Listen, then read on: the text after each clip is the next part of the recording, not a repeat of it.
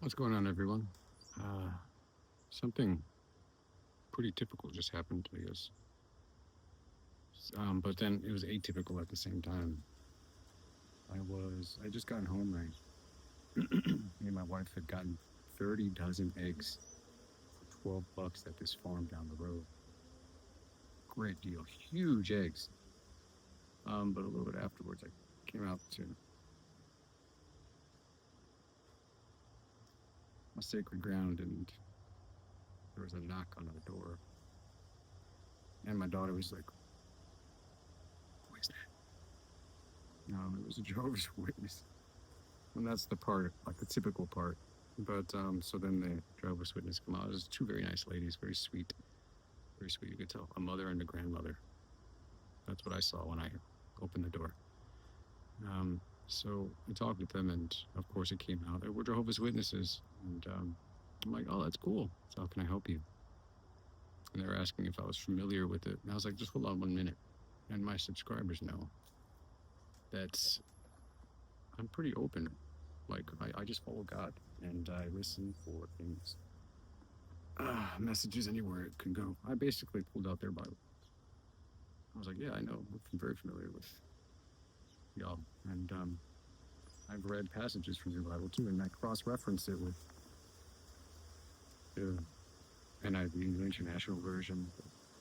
And then I busted out the Diamond Sutra and then the Bhagavad Gita. And then finally I did this because I wanted to see if they were as open as I was because, they kind of, I wouldn't really call that soliciting, but when you go around preaching like that, you just basically you're opening the doors to any kind of conversation. And just because you're approaching me about your particular branch of faith doesn't mean I'm not going to throw mine at you too. So I threw out all the books. I brought out the Quran, their book, the Bible, the Diamond Sutra, and the Bhagavad Gita. And we just started talking. I was like, yeah, I look for God. And I believe he's presented himself to many people over the years, and everybody else tends to get a little nuts and wishy-washy with, oh, I'm going to follow this teaching, I'm going to follow that person, and they lose sight. They start missing the mark and sinning, and they forget that they're a part of this group to find God, not to find clout or to start repping cliques. Like that's basically religion, organized religion, has turned into. It's a bunch of gang shit. Think about it. Sometimes I was just talking to these ladies, and it's not the typical conversation you have because they were just at somebody's house across the street when apparently he was Baptist. And the older lady, one was like a grandma, she was kind of just looking a little sad, not exactly sure what was said. But they did brief the interaction saying that, yeah, we went to that Baptist guy across or that guy across the street, and he was Baptist, and he said something about, I got the King James Bible, and he just told him to piss off, basically. And I was like, wow. This was towards the end of our conversation. I was like, wow, looks like that guy really does need to like find Jesus so that Jesus can lead him to God because the King James Bible isn't working. It's making you a little judgmental. I don't like the King James version anyway. It's kind of like it reminds me of like you remember when Trump came out with a Bible, started selling it for profit, like he put his name on it. Like in 100 years, it's gonna be the Trump Bible. Like the King James Bible is the same kind of fucking mess. And I know it's older and people like it, but there's newer versions of it, and you can basically fact check it yourself as to which one kind of is more truthful. You don't have to use the same one your granddaddy used, but don't act surprised when you start feeling and acting just like your granddaddy. You feel me? So, anyways, some people still need to find Jesus, even though they got a King James Bible and they go to Baptist ministries. That's sad. That's sad because, yeah, that's just sad. Missing the mark even more. Anyways, I was just talking with them, and I thought it was a beautiful exchange because I brought all those books and I brought out my opinion, and I told them like, yeah, I was baptized when I was a kid. We're more so blessed. Well, I didn't have a normal dunking baptism. My wife um, had one of those. My mother told me that she dedicated me to God when I was born, so it's kind of like a baptism anyway. The ceremony. Take the baby up to the church, and then the priest has a flower, a particular kind of flower, dips it in water, and then kind of like splashes kind of like a sacrament.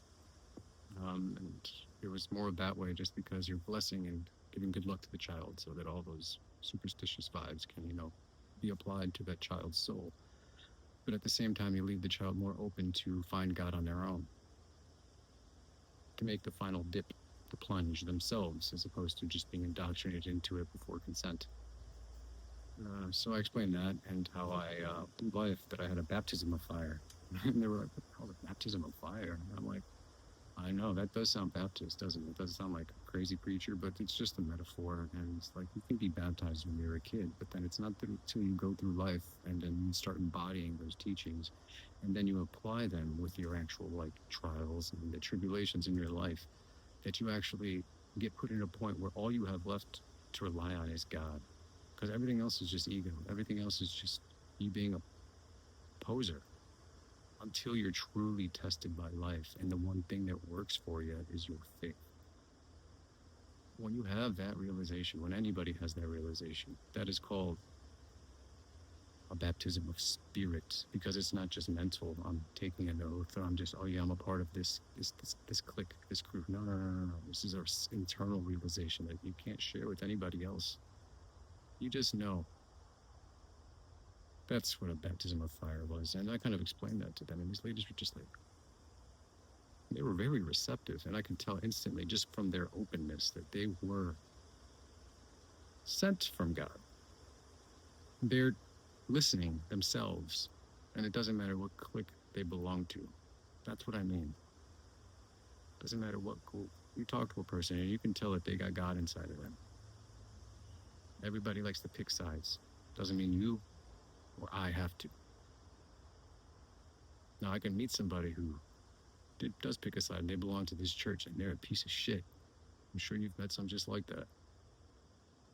That's why you can't be superficial with your judgments, and you can't just shrug people off like that sweet old lady and mom that came to my door trying to make this world a better place. And the only ways that they could, they know the world. We're Americans. They know that people don't like Jehovah's Witnesses. They've seen all the comedy skits and all the jokes and shows that we have too. Yet they found something inside of themselves that gives them courage to go to somebody's door despite some rude person not practicing what they preach. So after that, they came to my house. And what did I do? I'm not a Jehovah's Witness, but I pulled out their book. I'm not sure if that gave them a little bit of faith to carry on their day, but I hope it did.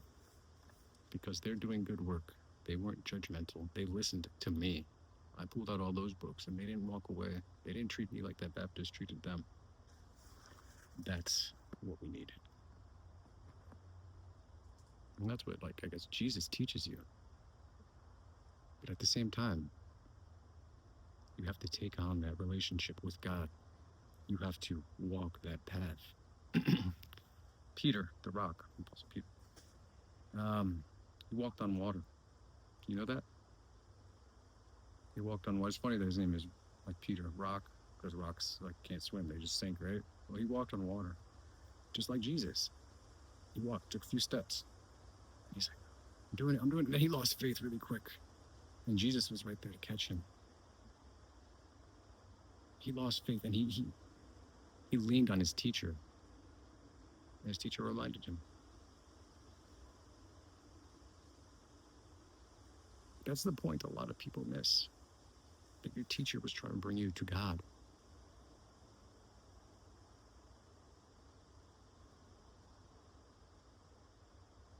The God inside of all of us.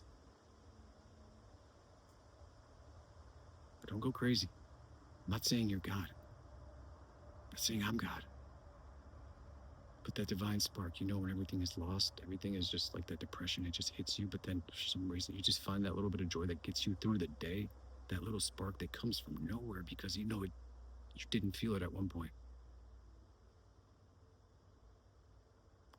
That's God. That's the spirit that gets everybody through things. And all we do is remind each other while others distract each other. God bless.